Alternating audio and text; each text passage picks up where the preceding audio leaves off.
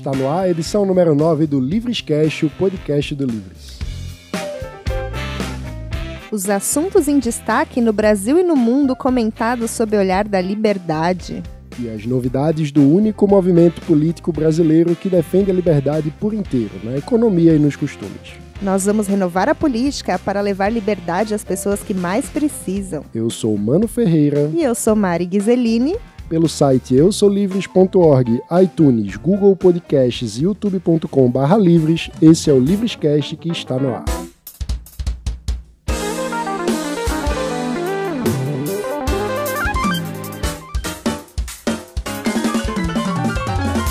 Após mais uma forte polêmica envolvendo o judiciário em torno da prisão do ex-presidente Lula, o nosso grande assunto da semana é o poder judiciário brasileiro, seus erros e acertos no contexto dessa crise de credibilidade que assombra a nossa república. E para nos ajudar a comentar sobre isso, recebemos no episódio de hoje Irapuan Santana. Irapuan é procurador do município de Mauá, doutorando e mestre em Direito Processual pela UERJ, professor do Centro Universitário de Brasília e trabalhou até recentemente como assessor do ministro Luiz Fux no STF e TSE. Seja muito bem-vindo, Irapuan.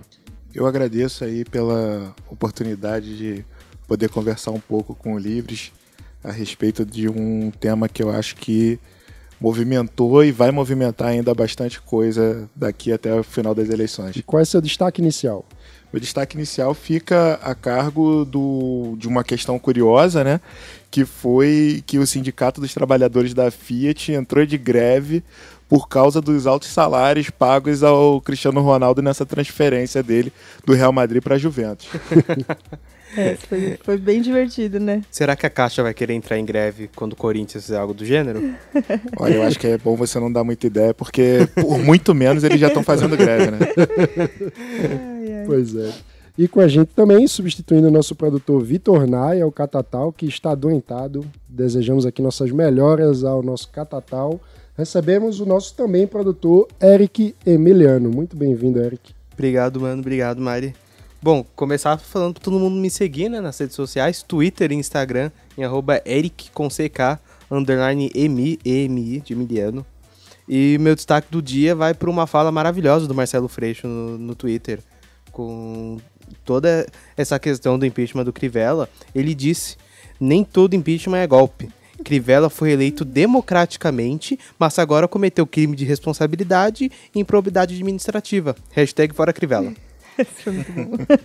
Pois é, né? Aparentemente nem todo é golpe. Só é golpe quando é comigo. É, exatamente. Bom, e para começar o programa, vamos para a notícia boa da semana. Vamos para o Nabucco Disruptivo.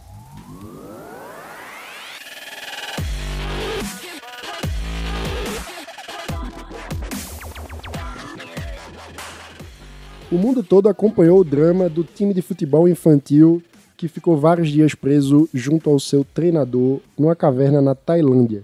O empresário Elon Musk tentou ajudar, teve até por lá. Como foi essa história, Eric? Então, foi um negócio bem legal, mano. Bom, pra quem ainda não conhece ele, Elon Musk é um dos empresários mais inovadores do mundo. Ele ficou mais famoso, mais conhecido depois da venda do PayPal. E hoje ele é CEO da SpaceX, da Tesla, da Neuralink e da The Boring Company. E hoje a SpaceX se dedica ao mercado aeroespacial e tem o objetivo de fazer turismo no espaço, né? Um pouquinho ambicioso, né? Um pouquinho de nada. E ele também investe em outras iniciativas. Por exemplo, a Tesla tem um carro elétrico, existem projetos de telhas que captam energia solar e outras inovações assim, desse tipo. E ao ver o caso do menino da Tailândia, ele foi lá, visitou, e a SpaceX fez um mini submarino e entregou para o pessoal do resgate. E a ideia era que o mini submarino descesse na caverna e retirasse cada uma das crianças de cada vez. Infelizmente, o mini submarino não foi tão útil e, de acordo com as palavras do chefe da operação, embora a tecnologia seja boa e sofisticada, não é prática para essa missão. Então... mas já valeu a pena, né? O importante é que todos os meninos foram resgatados com saúde. Alguém fez um comentário hoje, pior que eu não sei o autor, mas era um comentário muito bom hoje, que se fosse aqui no Brasil, o submarino estava preso na alfândega até agora. Não, mas o que eu acho legal dessa notícia é um empresário utilizando os seus recursos para tentar ajudar um caso que mobilizou o mundo, né? A forma que ele se mobilizou para aquela situação que é algo bonito de se ver, né? Apesar do ministro submarino não ter sido útil, só o fato dele se mobilizar para tentar ajudar nesse resgate é muito, né? Exatamente. E é o que a gente espera, né? Que as empresas realmente acabem se envolvendo mais com essas questões e é o que a gente fala do voluntarismo, né? Tirar um pouco do governo a responsabilidade. Assumir a responsabilidade de cada um, né? Para aquilo que é preciso. Isso é bem legal. Até surgiu nas redes, né, que se fosse no Brasil ia ter o Ministério das Cavernas, né, uma estatal para ver essa questão. Então, realmente foi importante. Provavelmente o ministro submarino estaria sendo homologado nesse momento. É legal, dá uma acordada na gente, né, em relação aos nossos problemas e como que a gente tem que enfrentar. Bom, e agora vamos para o Observatório Luiz Gama.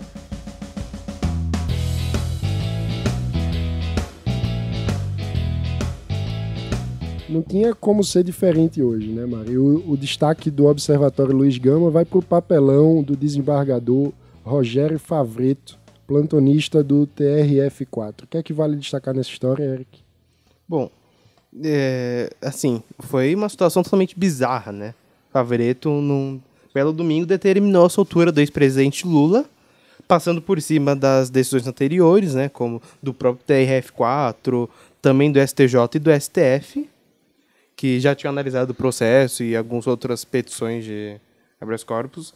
E, bom, logo após isso, o juiz Sérgio Moro, responsável pela condenação na primeira instância, despachou uma consulta ao relator do caso no TRF-4, que é o desembargador João Pedro Gebran Neto, que manteve a prisão. E aí, depois disso, continuou na forma de um ping-pong ali. E Favretto expediu uma outra decisão concedendo a liberdade, e aí dessa vez foi a vez do presidente do TRF-4, o Thompson Flores, entrar na história e decidir pela manutenção da prisão. E, enfim, foi um domingo um tanto quanto movimentado. Acho que ficou todo mundo bem apreensivo, né? Porque é muito estranho, de repente, tá tudo decidido, tudo resolvido, aí num plantonista resolve dar uma decisão dessas, né? É normal isso, Irapô? Não é normal. Inclusive, a gente está... Na verdade, a comunidade jurídica tem debatido isso até agora, né? E uma das maiores dificuldades, eu acho, é tirar a parte da ideologia para tentar analisar essa questão, porque as pessoas que já não gostam muito do juiz Sérgio Moro já falam que ele não deveria ter atuado, apesar da atuação errada também do desembargador, né? E sendo que, como a própria ministra Laurita Vaz falou, foi uma decisão absurda o que foi dado, porque aquele HC, né, aquele habeas corpus, não tinha a menor chance de, num país sério, aquilo ser impetrado e que dirá ser concedido. Né? E ontem saiu em algumas redes, né, do pessoal de esquerda falando que a ministra Laurita já tinha feito o que ela criticou. E é errado. Né? Na verdade, o que aconteceu foi até naquele caso do médico que abusou de várias pacientes e tudo mais. Existem duas questões que são completamente diferentes aí. Primeiro, que ela, entre aspas, concedeu a prisão domiciliar, que é totalmente diferente da liberdade. E segundo, que no primeiro caso foi concedido o HC pelo desembargador, e no caso dela foi denegado o HC. Nossa. E aí as pessoas estão falando que é a mesma coisa. E tem gente falando, inclusive, que soltou, e aí fica espalhando as fake news por aí. Então, é difícil, porque, na verdade, o plantonista ele só pode fazer, né, ele só pode atuar em questões que são realmente urgentes. Mas ele não poderia proferir uma decisão que revertesse todo o quadro que já tinha sido estabelecido em todas as instâncias. Esse é o ponto. A gente que fica com essa dúvida, né? Passou por tantas instâncias, foram tantas decisões, tanta coisa aconteceu para, de repente, num final de semana... desembargador sozinho no fim de semana. Exato. E aí a única coisa que poderia acontecer de ser revisto era realmente por algum fato novo.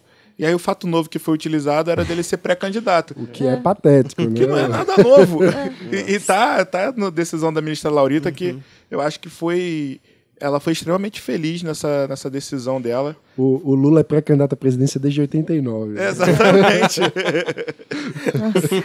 Então, assim, realmente não é normal. E tem pessoas que falam que, olha, isso é do jogo, porque o advogado impetra e aí vê qual é.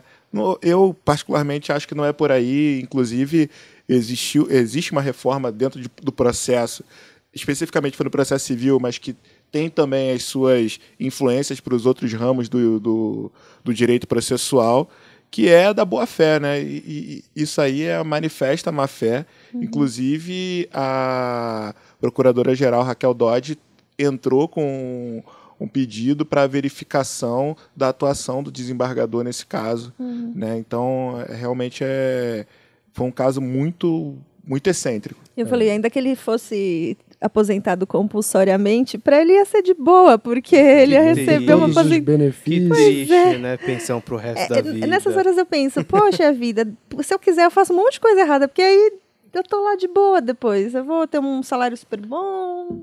Mas esse caso foi tão esdrúxulo que motivou a gente a fazer com que esse Livrescast se debruce panoramicamente sobre a qualidade do judiciário brasileiro. Esse é o assunto que a gente vai conversar com Irapuã já, mas antes temos alguns recados, né? Você precisa conhecer o nosso site em eusolivres.org, onde também pode se tornar um associado para construir um país mais livre junto com a gente. Acompanhe também as redes sociais do Livres no Facebook, Twitter, Instagram e LinkedIn, sempre em @eusoulivres. Assine também o nosso Boletim Livres para receber atualizações semanais sobre o nosso trabalho e acompanhe os nossos vídeos assinando o nosso canal em youtube.com/livres. E agora, antes do nosso debate, vamos ouvir a coluna da nossa queridíssima Helena Landau, presidente do Conselho Acadêmico do Livres.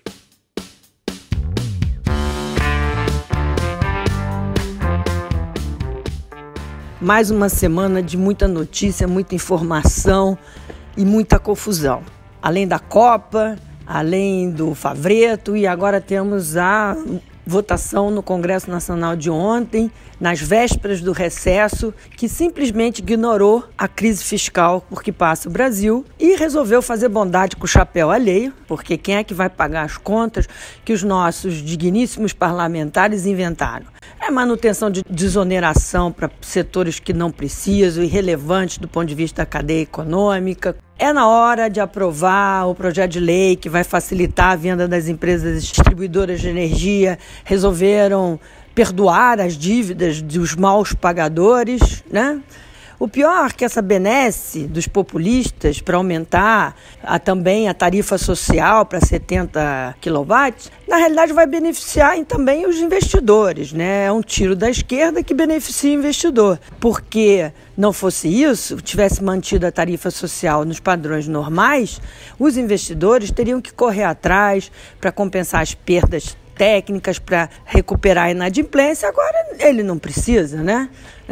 E é assim que vai indo, porque parece que, apesar de toda a crise que a gente passou no governo Dilma, com a crise fiscal, com o endividamento excessivo, com gasto excessivo, que a gente ia aprender. Mas acho que essa ideia de que dinheiro dá em árvore é cada dia mais frequente. Em algum momento as pessoas vão entender que imposto é seu dinheiro, é o seu dinheiro que está sendo usado de maneira equivocada.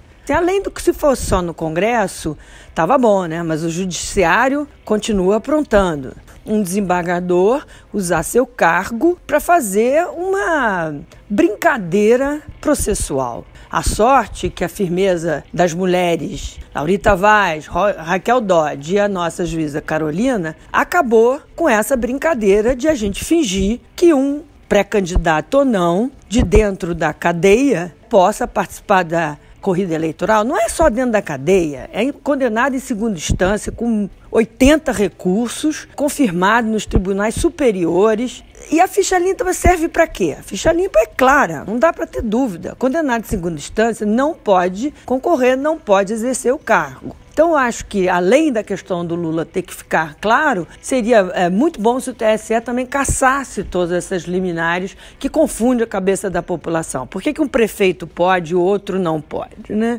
Então, essa semana foi muito complicada. Gerou muita insegurança jurídica, mostra que os nossos congressistas ainda não entenderam a gravidade da situação e a única coisa boa, apesar disso tudo, é ver os jogos finais da Copa, que tem sido uma Copa de altíssimo nível, apesar da gente não estar presente, não se pode deixar de reconhecer o belo futebol jogado pela França, os jogos super emocionantes que a Croácia tem nos apresentado, mas, como tudo que é bom dura pouco, acaba domingo. Como disse a Helena, só vendo muita Copa do Mundo para esquecer essas notícias terríveis. Eu acho que a Helena nunca trouxe tanta polêmica pesada que nem dessa Numa vez. coluna só. Exatamente. O Eric queria comentar. Pois ela fala que as pessoas têm que entender que na verdade, imposto é dinheiro do povo, né? Isso fez eu lembrar uma fala da Margaret Thatcher, que ela dizia que não há dinheiro público, né? E sim dinheiro dos contribuintes, que são as pessoas que pagam imposto pro Estado. Acho que a gente às vezes se acostuma tanto, eu penso assim no público em geral, né, que não discute as mesmas coisas que a gente. A gente se acostuma tanto, aquilo tá tão embutido na nossa vida, que até a gente perceber que fizeram tanta cagada, desculpa a palavra, com o nosso dinheiro.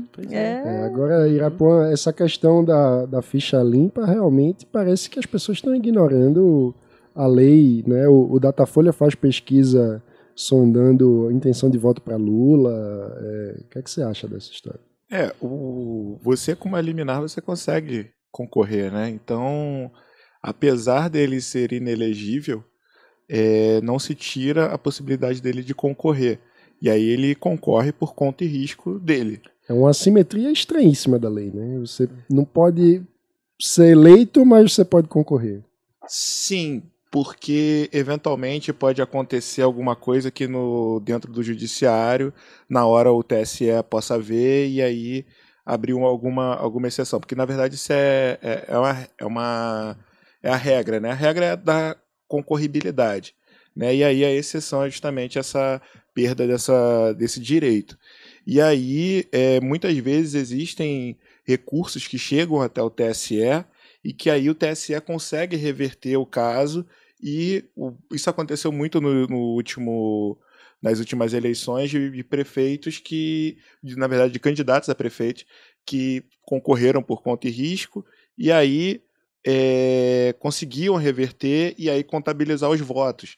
E também aconteceu o contrário, né? Então, a grande indicação é que o povo saiba da situação do candidato e aí também, por conta e risco, vá fazer o seu voto, né? Então, tirar o Lula dentro do debate é complicado, visto que ele ainda é uma pessoa extremamente relevante para as eleições. A gente sabe que com ele dentro da corrida é uma situação, com ele fora muda completamente o panorama.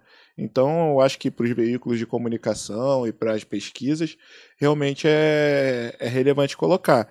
E outra, a lei eleitoral ela é muito específica no sentido de que apenas com você apresentando o recurso no TSE é possível que você consiga concorrer, né? Então, assim, tem uma questão da lei de você conseguir fazer ali, conseguir achar uma brechinha, né? Uhum. E que o certo realmente seria, olha, já que não tem efeito suspensivo esse recurso, não pode concorrer, né? Mas como a regra de você ter um amplo uso e gozo do seu direito eleitoral, enfim, então é uma aparente contradição sistêmica, mas enfim, o sistema tenta, dentro do possível, manter a liberdade das pessoas. Né? Sim. É complicado porque na prática soa como insegurança jurídica, né? Como É difícil Eu acho explicar. que na prática o que mais deve acontecer é que, assim, pessoas com... que acho que a gente vai falar hoje. Muito provavelmente, pessoas com mais recursos financeiros para bancar um bom advogado e tal, conseguem escapar disso, colocar um bom recurso e tal. E o pessoal, de repente, candidato a vereador, o pessoal mais simples, não sabe muito o que fazer, de repente tem um processo, como já aconteceu com pessoas conhecidas, tem um processo que, de repente, foi parar lá na ficha dele e não tem como resolver. Esse é um longo debate que vamos explorar agora no assunto da semana. Com o conturbado momento que a política vive no Brasil nos últimos anos, parece que as polêmicas envolvendo o judiciário não têm mais fim, né, Mari? Verdade. Com tudo isso acontecendo, fica até difícil entender se a falha está na forma com que o judiciário aqui no Brasil funciona, as influências que acaba absorvendo, ou até de um outro mal intencionado mesmo. Às vezes é até difícil dizer que é só um ou outro, né? Às vezes parece que a coisa é maior. Irapuã, qual é o maior problema do Poder Judiciário brasileiro hoje? Mas o maior problema é uma coisa difícil de eleger. Mas eu vou tentar Atualmente. aqui. Não, assim, uma coisa que eu acho que é interessante, se vocês forem no Google, acho que vocês acham isso, tem um texto do ministro Barroso falando desse movimento que acontece a partir do final da Segunda Guerra Mundial até agora, que é da transferência da Constituição, da parte mais externa assim, do ordenamento jurídico para o centro do todo o ordenamento jurídico. E aí, isso vem acontecendo ao redor do mundo. E a proliferação das constituições sociais, que começam a reconhecer novos direitos, e isso acaba gerando o quê? A partir do momento que você reconhece o direito, você pode exigi-lo em juízo. Então, o judiciário ele começa a adentrar também para o centro de todas as decisões do país. Né? E a primeira coisa que aconteceu aqui no Brasil foi da massificação das ações de saúde, de remédio. Né? Então, hoje em dia, a gente chega a mais de 70% do orçamento público de saúde para a questão de atender liminar de judiciário. Então, a gente primeiro aqui tem que fazer uma diferenciação e aí, entre a judicialização e o ativismo. Esse fenômeno que está acontecendo hoje em dia é da judicialização. Eu até escrevi um texto, foi meu primeiro texto para o Mercado Popular, foi meio que falando isso, né? Porque a gente entrou com um novo Código de Processo Civil para tentar diminuir, né, o número de processos, que hoje em dia as pessoas falam duas coisas: o processo demora muito e tem muito processo. Né? E aí, da onde que surgiu isso? A Constituição dá tudo. E aí eu vou até parafrasear de novo o ministro Luiz Roberto Barroso, que ele fala que a Constituição tem tudo, só não promete trazer a pessoa amada em 3 dias. O restante ele faz tudo. Então é difícil você ter uma via que consiga contemplar todas as necessidades da sociedade. Então, e aí a gente tem uma outra questão, que é dos 10 maiores litigantes, 6 são o Estado. A gente tem mais ou menos 100 milhões de processos hoje em dia no Brasil. São mais ou menos 105 milhões. Se a gente for pegar aqui que um processo tem pelo menos um autor e réu, é um processo para cada pessoa no país. Não tem como dar certo. Entra muito processo.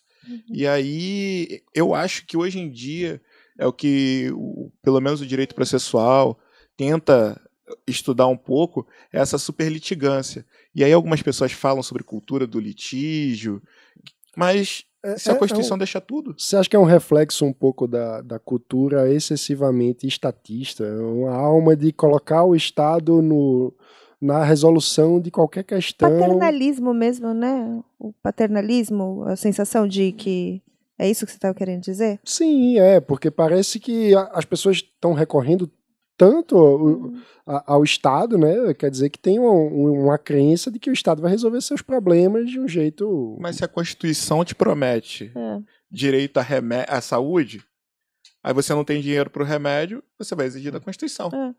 Então, assim, para mim... E assim, hoje em dia alguns algumas pessoas que tentam fazer a análise econômica do direito dentro do processo, acham que o grande problema do judiciário, na verdade, está fora do judiciário, está na Constituição. Não adianta a gente ter o judiciário mais eficiente do mundo, seja lá o que isso quer dizer, porque isso também é um problema seríssimo. A gente no Supremo tem feito aí decisões que vão mais ou menos em mais de 100 mil decisões por ano. São 11 ministros. 100 mil decisões por ano é um negócio absurdo. É um número alto para qualquer lugar do mundo, né? As pessoas, quando a gente vai falar sobre isso em qualquer outro lugar, acham que é problema de tradução. É surreal. Eu acho que também deve ter muita gente que deve Você não deve estar falando inglês direito, eu posso estar entendendo isso. Será que não tem gente também que entra com o processo e esquece? Eu tava olhando esses dias um site que chama Marca Acompanhada, que é de uma colega minha, que ele puxa os dados do INPI e tal para você acompanhar esses processos de marca. O que é o INPI? INPI é Instituto Nacional de Propriedade Intelectual. Isso aí. E aí eu tava consultando algumas marcas aí, e aí eu vi que o pessoal tinha vencido um documento, que a pessoa perdeu a marca porque venceu o documento que tinha que pagar, sabe? Aí eu fico pensando, deve ter muita gente que esquece. Vê esses órgãos que dão tudo pra você e vão lá, vou arriscar, mas aí esquece, deixa o negócio lá. Não, o que acontece muito em escritório é estagiário começar a olhar processo antes de nascer. Isso aí é muito comum. É muito comum isso aí, nossa senhora. Que é um problema muito sério, mas que não adianta reformar o judiciário, reformar a legislação, se a Constituição continua abrindo as portas para tudo. Eu acho que é legal frisar, só que a gente não está falando de trabalho infantil. Entendeu? Esse não é o caso, e sim os processos que se alongam muito. Muito bom, Eric. Agora, Irapuan, você estava falando do volume de processos no Supremo. Eu queria que você explicasse assim, para o público geral, qual é a diferença, rapidamente, assim, dos tribunais? Porque o Supremo, em tese, pega só questões constitucionais, não é isso? Quem dera. O Supremo, ele atua como um órgão de primeira instância, ele atua como um órgão recursal e atua como corte constitucional. Na verdade, essa parte de corte constitucional é o menor índice. Assim, porque a gente vê muito como questão de recurso, o número é assombroso de processos que não deveriam estar lá e estão, né? E a gente tem aqui questões mais de primeira instância, que às vezes tem litígio entre estados, alguma coisa assim de federação e tudo mais, aí vai para lá, né? A Corte Constitucional é essa de ser guardião da Constituição e tudo, né? E os recursos, a gente pode atuar tanto com os recursos que vêm do Superior Tribunal de Justiça, né? Ou então que vem lá de baixo mesmo e vai subindo a escadinha até chegar lá. Então, o Supremo, ele acaba sendo 3 tribunais em um só. E aí... Isso é uma peculiaridade brasileira, né? Sim, normalmente a gente tem uma Corte Constitucional, né, e que vai cuidar somente daqueles casos, que aí é o que a gente vê das ações diretas de inconstitucionalidade e tudo mais, que são os que mais repercutem, né? As questões de quando ele vai como tribunal recursal, eu posso dizer assim, na minha primeira semana lá, em abril, maio de 2014, que eu vi um caso de conserto de celular. E aí eu olhei assim, o que você está fazendo aqui, gente? Um caso de conserto de celular no Supremo Tribunal Federal. Porque você pode recorrer até a última instância, né? Você vai recorrendo e aí chega até lá. Né? Só que assim, não é qualquer um que consegue chegar até lá, né? Tem que gastar dinheiro, né? Essa foi a tela quebrada mais cara, provavelmente, da história. E o tempo também, imagina? Não, de lá pra cá, algumas coisas foram se modificando e, assim, desde a Emenda 45 de 2004, que foi essa reforma do Poder Judiciário, o Supremo tem tentado fazer o que a gente chama de filtro recursal. O que é que diz essa reforma? Então, ela alterou bastante coisa. Ela instituiu o CNJ, ela colocou... O CNJ é o Conselho Nacional de Justiça. Isso, que é o órgão que controla, faz uma fiscalização ali do judiciário. ela fez algumas modificações de competência, que essa semana também ficou bem falado de o que é competência, ser incompetente e tudo mais. Muito bom. E aí as pessoas descobriram, né, que a competência nada mais é do que a atribuição, né, do juiz. Então fez uma redistribuição ali das competências. Aquilo é responsabilidade de quem, né? Isso. E uma questão que foi interessante é que instituiu ali a chamada repercussão geral, que agora não, né, já tem aí 18 anos, mas a repercussão geral ela quer dizer o seguinte, que quando eu entro com recurso, não sou só eu contra outra pessoa, aquilo ali decidido, aquilo ali a ser decidido, tem que repercutir, tem que ter influência no país inteiro, né? E aí seja de maneira sociológica, seja de maneira econômica, enfim. E aí você tem que mostrar a importância daquilo ali para o Supremo poder atuar. Ou né? seja, as ações semelhantes àquelas, em tese, devem ser todas decididas no mesmo sentido daquela decisão. Isso. Esse foi um dos primeiros momentos assim de colocar nesse tipo de recurso, que a gente chama de recurso extraordinário, né, colocar uma ideia de uma coletivização para tentar unificar, né? Porque quem nunca ouviu uma história de você entra com uma ação no judiciário, seu vizinho também entra, um ganha e o outro perde. Então a ideia é justamente modificar isso para tentar trazer igualdade e aí, por conta disso, a segurança jurídica. Então foi essa primeira mudança. Aí agora, com o CPC de 2015 também, foi instituído o recurso extraordinário repetitivo, que tem mais ou menos a mesma ideia, né? Então, assim, as coisas têm se encaminhado para tentar modificar essa história de ficar toda hora recorrendo até a última instância e tudo mais. Porque hoje em dia você afeta isso, você reconhece a repercussão geral de um recurso e aí todos os outros param aguardando o julgamento daquele recurso que foi escolhido. E depois é só aplicar aquilo que foi decidido aos outros. Então, a partir daí já diminui o número de recursos que sobem. Até nas sessões do Supremo, depois que algum recurso ele é julgado, geralmente o presidente fala, olha, tantos recursos estavam parados e agora vão poder andar por conta disso. Então, tem se feito uma tentativa aí, às vezes até de umas coisas que o próprio tribunal acaba fazendo. Grande parte da nossa instabilidade é baseada no que o próprio tribunal acaba fazendo eventualmente, né? Então, hoje em dia a gente tem aí uma outra coisa que é interessante, que é a verba de honorários em questão recursal. Antigamente você só pagava honorários uma vez. Agora você vai recorrer, tem que pagar de novo. Porque aí você já tira o cara que é aventureiro. Fala, vai fazer aquela aquela questão de, vou olhar aqui, eu não pago quase nada, então eu vou continuar recorrendo. Agora não, agora vai aumentar o quanto que você vai pagar se você perder. Então já pensa 2 vezes antes de fazer isso. E, além disso, ainda tem a aplicação de multa, né? O Supremo ele não tinha uma cultura de aplicar multa para recurso que era manifestamente incabível. Chegou o novo CPC, agora eles já estão fazendo.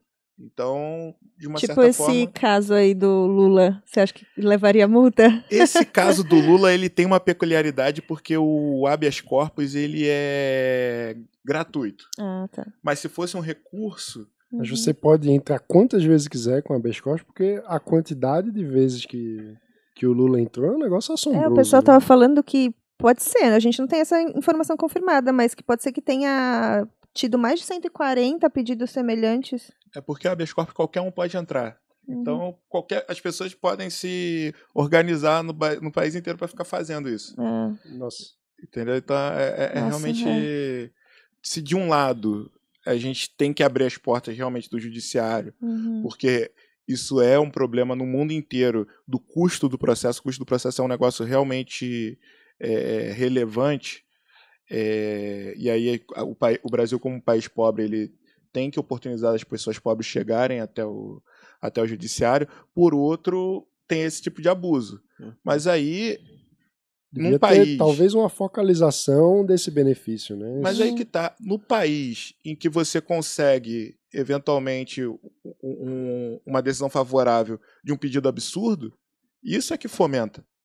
O problema não é simplesmente abrir as portas. É você ter um judiciário instável. É saber que de repente alguém vai aceitar. Exato. Eu vou tentar, porque alguma hora alguém vai aceitar. E aí, para o advogado, isso é muito difícil. Porque eu, por exemplo, como professor, eu chego e falo, eu discuti isso hoje. Eu, como professor, chego e falo, olha, esse recurso é incabível. Mas vai ter um outro advogado que vai falar, vamos tentar sorte. Tentar sorte. E aí eu falei, olha, apesar de ter alguém que aceite esse absurdo, isso não deixa de ser absurdo. O nosso trabalho enquanto professor é falar, olha, apesar de estarem aceitando, isso é absurdo. E tentar não fomentar esse tipo de coisa, que aí entra aquele princípio da boa-fé que a gente estava falando anteriormente. Mas assim, as pessoas estão aceitando. Então, a gente ainda vê coisas assim surreais. Por exemplo, tem um caso aquele caso de registro de nome de transexual. O Supremo falou que o transexual que quiser, ele vai no cartório e fala, quero mudar meu nome, acabou. Tem um caso de um amigo que é um homem trans, que ele já tinha o processo de mudança de nome, aí a juíza não tinha deixado liminarmente, tinha mandado continuar instruindo, aí saiu essa decisão do Supremo. Aí eu falei, olha, peticiona, falando, o Supremo decidiu isso. A juíza ignorou. Mas não é só esse caso, tem mais alguns. Sim. E aí, como é que fica? Todo mundo tentando fazer uma uniformidade para fazer com que o processo e o judiciário não seja uma loteria, e ainda tem alguns membros que vão lá e ignoram. Ignoram completamente. Como é que você cria uma responsabilização desses servidores do Poder Judiciário que atuam como bem entendem, assim? Exato. Tem a corregedoria dos tribunais e tem o CNJ, né?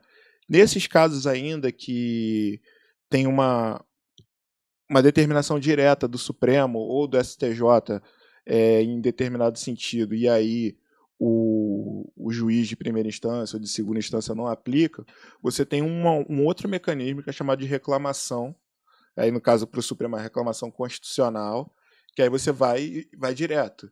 Né? Quase uma ouvidoria, assim?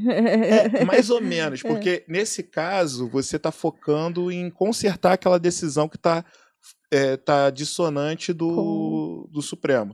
Aí a responsabilização pessoal você vê depois. Assim, eu quero logo modificar o meu caso. Né? Então, mas para apuração de responsabilização pessoal, aí tem o CNJ e tem a Corregedoria do Tribunal. E quando é o próprio Supremo que ignora a Constituição? Porque... Quem controla o controlador? Dando alguns exemplos, teve o caso famoso do impeachment, né? Que simplesmente se ignorou ali que a punição do impeachment acarretava também a suspensão dos direitos políticos do empichado. Mas você escreveu recentemente, junto com a Helena também, sobre um caso também do ministro Lewandowski, criando uma obrigatoriedade de autorização legislativa prévia para o caso de privatização, né? Sim, sim. Na verdade, a gente tem inúmeros exemplos desse negócio. Mas só um parêntese, essa primeira parte do impeachment, o presidente do Supremo ele só tem o poder de controle das inconstitucionalidades, por assim dizer. Então, ali o Congresso é soberano.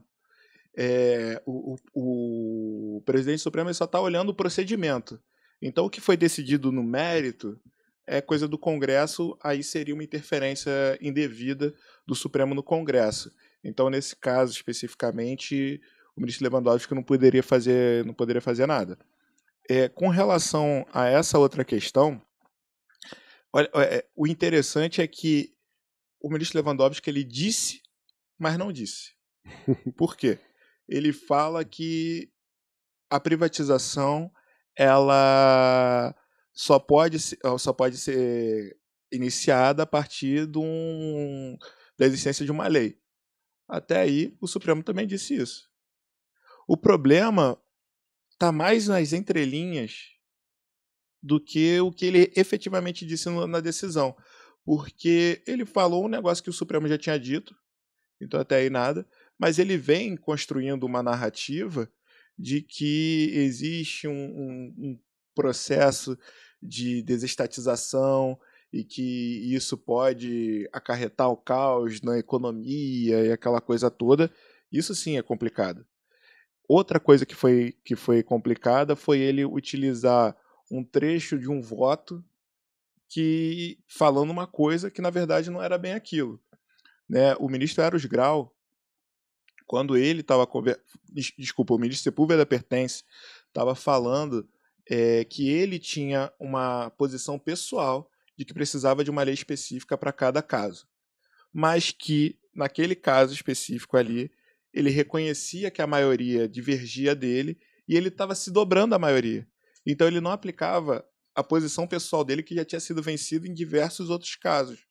E aí o ministro Lewandowski pegou apenas a parte de que o ministro Sepúlveda falava que tinha posição pessoal. Que é algo semelhante ao que fez a ministra Rosa Weber, no caso da segunda instância. É mais ou menos. O que a ministra Rosa Weber fez foi o que o ministro Sepúlveda fez. Falou, olha, esse caso aqui... Isso. Ele é um HC, então ele não poderia reformar uma decisão que era do plenário. Se fosse uma outra ADI, ela poderia modificar. Mas como era um HC, ela tinha que aplicar o que o plenário já tinha decidido. E ela estava certíssima.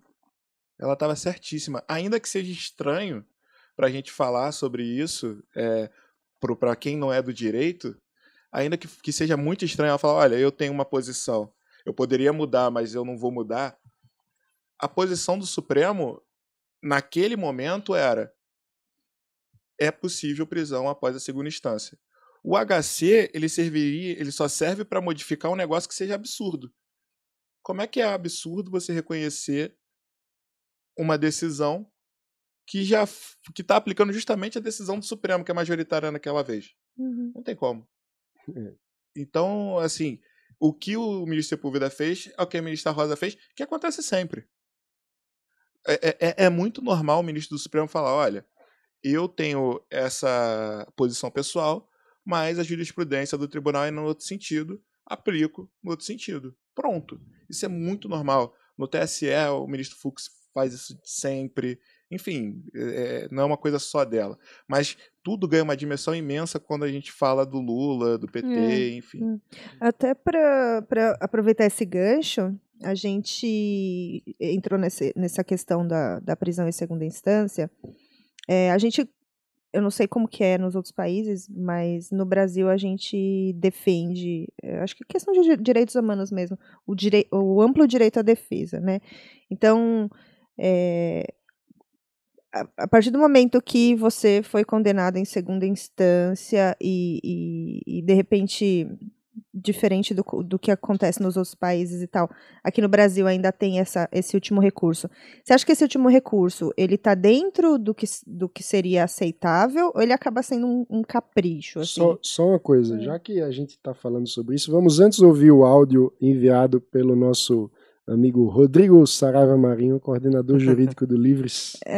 Vamos ver então. Eu vim aqui falar um pouco sobre o Judiciário do Brasil. O Judiciário do Brasil, ele tinha uma previsão que era um entendimento do STF, que somente poderia ser preso após o julgamento de todos os recursos. É o que se chama de prisão após o trânsito em julgado. Isso mudou agora durante a Operação Lava Jato, há uma mudança de entendimento do STF que permitiu que pessoas muito poderosas fossem presas após a prisão em segunda instância. Isso permitiu que pessoas como o ex-presidente Lula e o ex-ministro Zé Disseu pudessem, de fato, ser presos no Brasil. São os maiores avanços que a gente teve no dia a dia do país e no dia a dia do próprio judiciário. Infelizmente, é uma tese que vem sendo atacada fortemente por quem defende bandidos, né, de forma geral. E isso é muito ruim para o país, muito ruim para a realidade do Brasil. O judiciário brasileiro tem várias falhas, mas então, obviamente tem várias qualidades, né? Domingo nós vimos uma exceção no judiciário brasileiro. Obviamente que há problemas no judiciário, mas qualquer estudante de direito, qualquer pessoa que trabalha com direito nunca tinha visto aquilo acontecendo. Então, a situação que nós vemos no último domingo é completamente esdrúxula, equivocada, e como bem disse a presidente do STJ, Laurita, ela foi muito clara em dizer que o culpado, quem deu causa o que eu penso como chincana jurídica. Então, para mim, aquilo ali ter sido resolvido da forma que foi, com as próprias instituições funcionando, é um grande avanço para o Brasil. Um abraço. O Rodrigo comentou um pouco do que eu estava falando aqui na minha pergunta. E aí, como eu queria que você respondesse o seguinte, Irapô. Como que a gente consegue garantir um equilíbrio entre o direito à ampla defesa e eficiência na justiça, né? Essa decisão da prisão em segunda instância, que é super recente, você acha que ela serve para coibir uma certa enrolação? Esse é um dos grandes temas do direito, que é conseguir conciliar as duas coisas. Tem várias teses sobre isso, enfim, que é justamente essa ideia do trânsito em julgado, né, que é chegar à verdade ou então pacificar logo aquele caso. Dentro desse tema da segunda instância, as duas interpretações, eu vou ousar divergir um pouquinho do Rodrigo, as duas interpretações são muito legítimas, porque a Constituição fala expressamente na questão do trânsito em julgado. E aí, apesar de eu achar que a solução atual do Supremo de permitir a prisão em segunda instância seja realmente o ideal, eu tenho minhas dúvidas se o texto constitucional permite isso. E aí, como professor, como estudante, eu acho que, hoje em dia, o que seria mais adequado ao que a Constituição determina é com relação a aguardar o trânsito em julgado. Mas, de qualquer forma, a gente tem aí uma interpretação extensiva, né, e aí também pró-réu, enfim, que é nesse outro sentido, que foi muito bem defendido pelo ministro Barroso, pelo ministro Fux, enfim. Então, eu acho que é um bom equilíbrio aí. Acho que vamos ter um bom debate futuramente. Trazer o Rodrigo. E aí a gente vai poder se aprofundar nessa questão. Ótimo. Agora eu queria trazer um outro ponto que o Rodrigo trouxe para tentar um pouco dar um desfecho a essa nossa conversa. Renderia vários outros programas e já fica o convite para voltar ao Livrescast. Mas o Rodrigo destacou o fato de que o STJ conseguiu dar uma solução pacificadora a essa crise que nós vivemos em relação à postura do desembargador Favretto. E aí eu queria ouvir de você. Isso quer dizer que, de alguma forma, a justiça brasileira pode ser parte da solução dos problemas institucionais que a gente vive? Ou você acha que esse episódio mostra que é mais parte do problema mesmo? A gente está vivendo um momento de mudança, né? Eu acho que em todas as instituições, né? Como eu estava falando aqui um pouco da evolução legislativa e tudo mais, dessas reformas, a gente tem visto aí uma mudança dentro do judiciário, né? Eu prefiro acreditar que mesmo as pessoas que vêm divergindo pontualmente nos processos, não aplicando as questões do Supremo, é porque acham que aquela solução é a melhor para o caso, né? Dentro mesmo do Supremo, algumas pessoas estão ainda não aplicando essa questão da decisão em segunda instância. Eu não acredito que seja por má fé, mas por achar que aquilo é o melhor para a sociedade. Então, a gente vê, pelo menos aí, uma boa intenção das pessoas de tentar resolver o problema.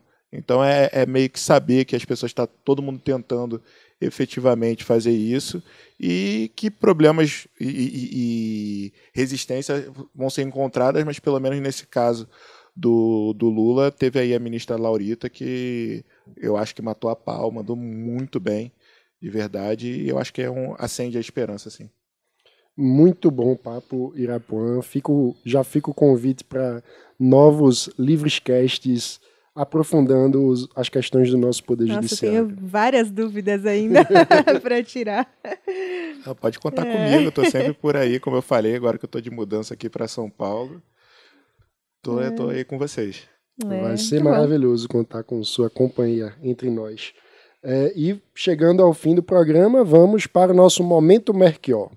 Nesse quadro, cada um de nós traz uma dica cultural ao ouvinte. Pode ser uma leitura, um filme, um musical, enfim. Qual que é a sua dica pra gente, Irapuã? E muito obrigado pela presença. Gente, como eu gosto de coisa antiga, eu gostaria de passar para vocês